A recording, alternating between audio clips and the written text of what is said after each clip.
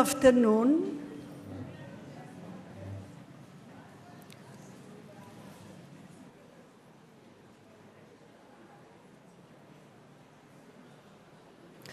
It is my pleasure to introduce our first speaker, Brother Colin Price.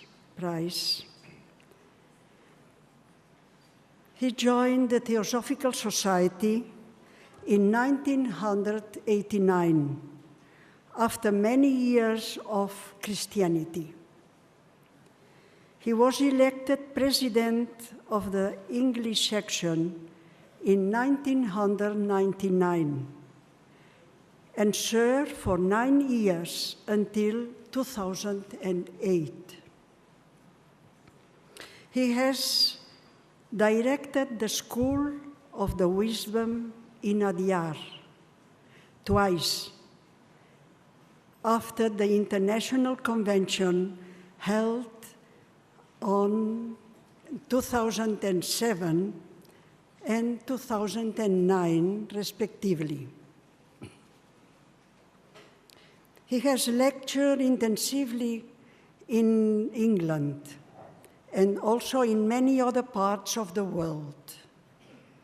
He worked for 34 years in scientific and engineering research, and he was awarded to the Compton Premium by the Institution of Electrical Engineer in 1984 for a work of outstanding merit and originality.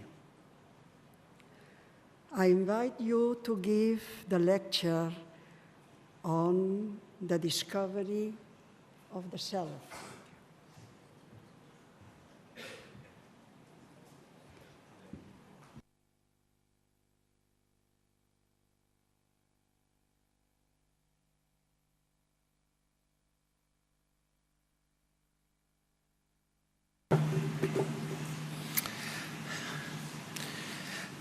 Madam President, ladies and gentlemen, it's a pleasure to come here to give this lecture at the World Congress and an honor, and I'm delighted to be here.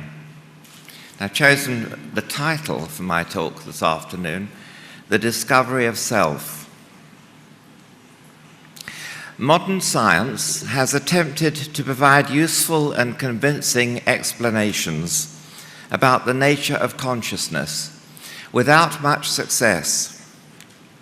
Scientific opinion is divided between those who believe it is solely a function of the human brain and those who believe that there is also a spiritual content. And in fact, I suppose you might believe that the whole of mankind is divided into these two groups. We are aware that we are conscious when we wake up in the morning, whether we turn our attention to the information fed to us by our 5 physical senses, or whether we turn our attention to our inner thoughts. The whole biological mechanism of the body is dedicated to preserving and sustaining the very special cells in our brains, which collectively are a vehicle for consciousness. These cells are arranged in clusters called neurons, from which flow the electric currents which constitute the activity of the brain.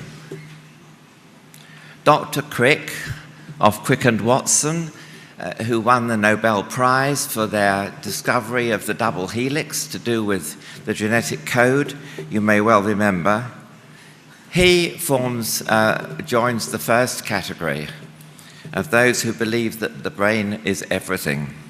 He writes, "Your joys and your sorrows, your memories and your ambitions, your sense of personal identity and free will are no more than the behavior of a vast assembly of nerve cells and their associated molecules."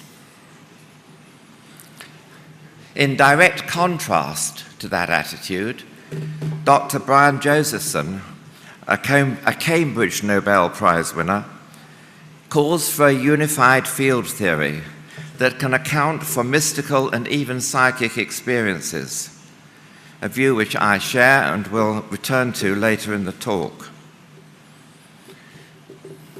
Now, there are levels or degrees of consciousness.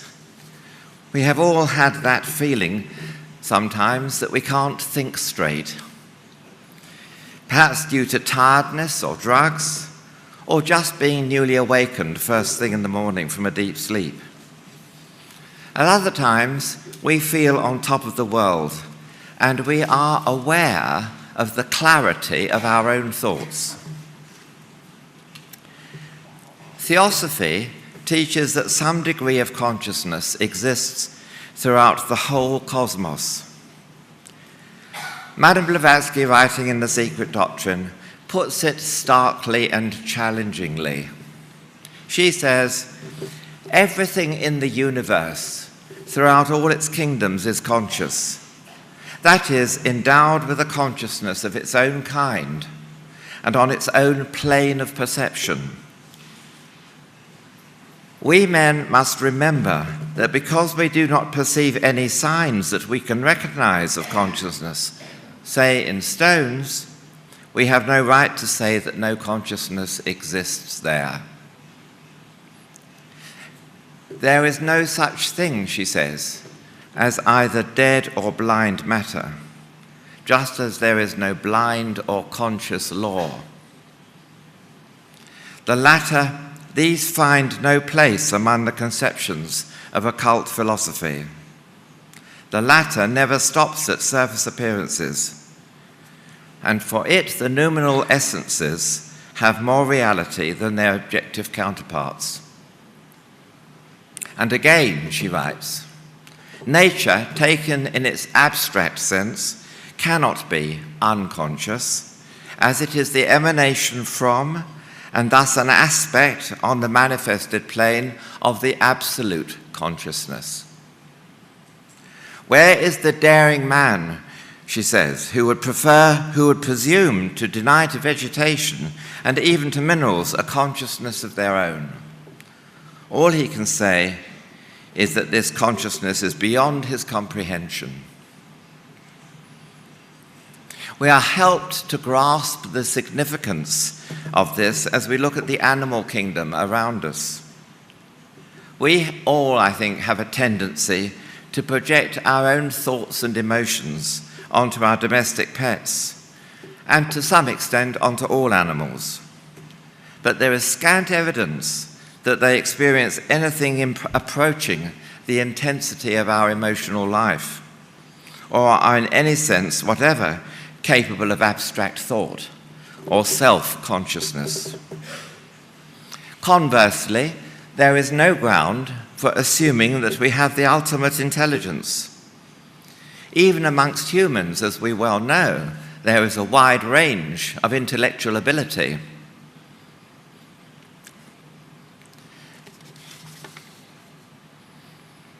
And perception of the inner significance and meaning behind things and events. Sages and mystics, down through the ages, have possessed wisdom as distinct from cleverness or mere intellectual ability. Their insight and teaching has so frequently been beyond the understanding of their peers that it has been termed hidden or occult. They have achieved a spiritual consciousness in their higher selves. Ian Theoskins, a long-time member of the General Secretary of the English section and member of the National Council, the General Council, writes about her analogy of a ceiling with many holes in, with a light above it.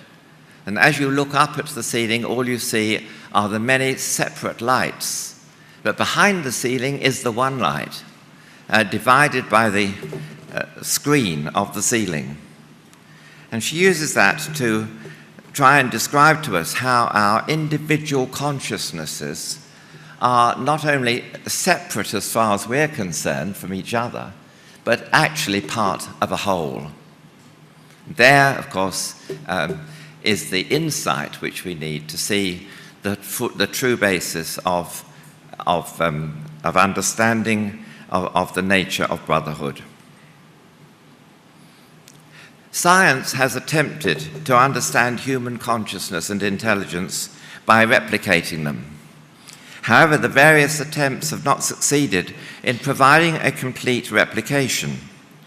This is because each time it is attempted, there is a failure to replicate the will. Artificial intelligence is the result of clever computer programming and lacks the quality of inspiration. The clusters of neurons in the brain have been likened to a Christmas tree with billions of tiny lights on it, each flickering at random. And the huge question that faces science is what brings order out of this randomness? How out of this sea of millions of electric currents can there be some coherence and some intelligence? As for the replication itself, you may have heard the story of the computer called Deep Thought or Deep Blue. It had been some of the world's finest chess players, but was stumped by an endgame situation which even a clever amateur would know how to handle. Recently, it was reported that a computer had been built which had beaten the world chess champion. But there was a fundamental distinction to be noted about the way the game was played. The computer only won because of its tremendous speed, that it could work through all the hundreds of thousands of possibilities in a credible time. It cannot discriminate between the possibilities as a man does. He sees that a great many options can be instantly dismissed and concentrate his much lower brain on the important ones. The point I'm making here is that the computer cannot see at the same level of consciousness as the man, and therefore it is compelled to work in a much more simplistic way. Dr. David Chalmers of Washington University agrees. He claims that physical theories can only describe specific mental functions, such as memory, attention, intention, even introspection, which correlate to physical processes in the brain, and modern brain research has done that very successfully. But none of these things address the really hard question posed by the existence of the mind. Why do these physical functions give rise to or are accompanied by subjective experiences of consciousness, which we all have? Indeed, the mystery of human consciousness is very, very deep. If professional scientists, such as physicists, neurologists, psychiatrists, and even computer builders, cannot provide explanations, we must look elsewhere. The obvious place to turn is, of course, esoteric science. H.P.B. writes in The Key to Theosophy, in occultism, every qualitative change in the state of our consciousness gives to man a new aspect. And if it prevails and becomes part of the living and acting ego, it must be and is given a special name to distinguish the man in that particular state from the man he is when he places himself in some other state. Now, that last sentence is critically important. It recognizes that man has the ability to place himself in different mental states. And it is this ability which is so crucial to our understanding of the nature of ourselves and our consciousness. In fact, in response to a question in The Key to Theosophy, Madame Blavatsky says that the secret is in the dual nature of our consciousness. man's double consciousness, in fact, or dual consciousness. The higher mind, or self, spelt with a capital S, has a different type of consciousness to that of the lower mind, or lower self, spelt with a small s, which arises out of the activity of the physical brain. This higher spiritual consciousness can impress its will upon the physical brain and the thinking process, rather like a pianist impresses his fingers on the piano keyboard according to his desire to produce the particular type of music he has chosen. Because the whole of our understanding of this matter hinges greatly upon our understanding of the evolutionary process. Geoffrey Farthing, writing in his epic book, Deity, Cosmos and Man, which I'm sure many of you have seen, writes all the grand processes of evolution involve man, for he is their model and their goal. In our system, the whole process of universal becoming, physically, psychically, mentally, and spiritually, he is in it and of it. Man's emergence as a self-conscious human being is what the whole evolutionary process is about. His evolutionary history recapitulates the movement of life through all the forms of the kingdoms of nature. These forms are the instruments through which consciousness is constantly and increasingly expressed, until from simple consciousness in the lowest kingdom, it becomes self-consciousness in man. Trance is an example of an altered state of consciousness. You are in a trance when your attention is limited and there is a certain repetition of thought, such as in mantras, songs, music, or even repeated fantasies, sexual and otherwise. You could describe trance as an awareness loop or a circular flow of consciousness. The evidence that consciousness can be altered or shifted from its normal to other states is exactly as stated by esoteric science. Trance is of particular interest because it lies on the boundary between our physical consciousness and psychic awareness or consciousness. To analyze the matter still further, I will divide the subject of the consciousness into three parts. Now, I needn't say anything really about the physical level of consciousness. Our 5 physical senses, which we all have and which we all enjoy every moment of our waking lives, needs no comment. Then there's the instinctive level. At the instinctive level, it seems likely that parts of our subconscious memory are programmed with information by our genes, in common with much of the animal kingdom. Here, survival of the species is often dependent on quite complex skills which appear to be innate and do not have to be deliberately handed down from one generation to the next. Then there is intuition, the highest and most mysterious input to our consciousness. The dictionary says of it, the immediate knowledge ascribed to angelic and spiritual beings with whom vision and knowledge are identical. We're told that Einstein saw relativity when he was a young man and spent the major part of his life actually proving it. Likewise, Beethoven clearly saw, in inverted commas, and heard his Ninth Symphony, although he was stone deaf. Otherwise, he could never have written that fantastic music. The conceiving of a completely new thought in the mind, which may have little or great significance in relation to existing knowledge. The process of abstract thought, often leading to mental visualization.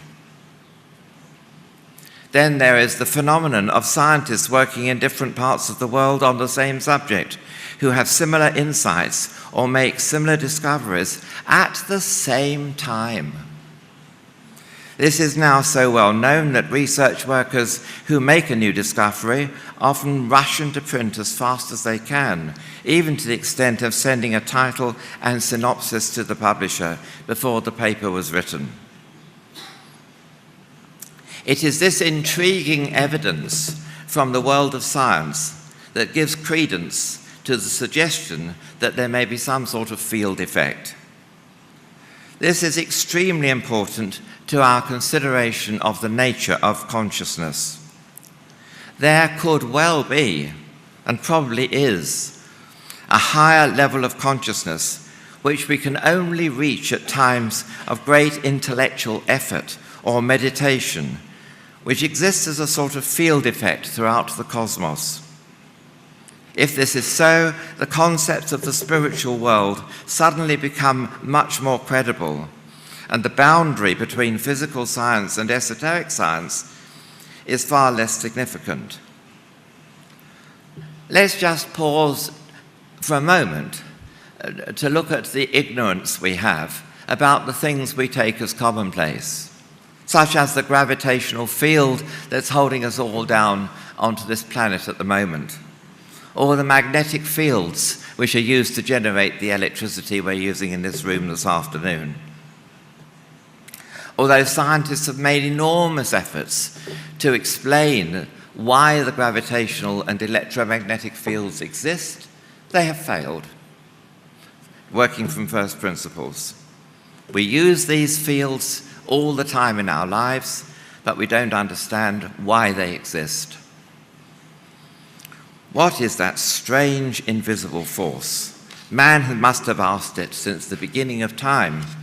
Not so long the magnetic field, which he's only known a couple of hundred years or so, but the gravitational field, he's never found the complete answer. Perhaps in another 100 years, we should have discovered other fields which account for many of the things that are currently unexplained by science. Man's psychic sense and even his intuition may depend upon fields which are only accessible to the consciousness of his higher self. Writing again, Geoffrey Farthing says, our experience of ourselves shows us that as human beings we function in a variety of ways. In physical action, of course, and in such modes of consciousness as thinking, feeling, and dreaming. Esoteric science teaches us that these modes of consciousness occur at different levels from the sensory or objective to the deeply inner or subjective. Furthermore, these levels themselves are a reflection in the individual of universal planes of being. Just as individual physical action takes place on the physical plane, using the material of that plane, so mental activity, thought, takes place on the mental plane, using the material of that plane. There are, according to esoteric science, 7 such planes in nature, and similarly there are 7 states of consciousness in man in which he can live, think, remember, and have his being. Our higher consciousness is the seat of our wills,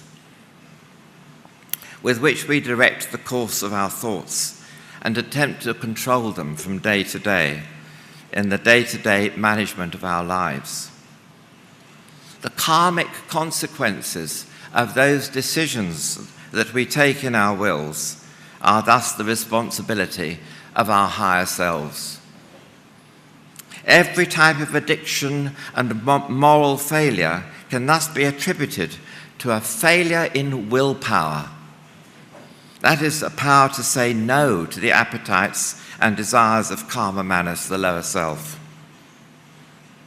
The recognition of this dual nature of our thinking process and consciousness enables the spiritual aspirant intelligently to manage his life and gain greater control in every aspect of his life. It's a crucial key to the management of our lives, to understand that we have this duality about our nature. In The Voice of the Silence, we read, "The self of matter," spelt with a small s, "and the self of spirit," spelt with a capital S, "can never meet. One of the twain must disappear. There is no place for both." When we say to ourselves, I'm thinking, with what do we step outside ourselves and observe ourselves that we're able to say that? Obviously with another level of consciousness operating simultaneously with our ordinary everyday consciousness. The answer lies in this higher upper component of mind, which exists on a higher plane of consciousness and is part of the higher self. We are only dimly aware of the deep spiritual reality of that higher plane of consciousness, even at moments of deep meditation and mystical experience. A vast, unexplored realm of experience lies before the upward-bound soul at unimaginable levels of consciousness which no mortal words or thoughts can describe or convey.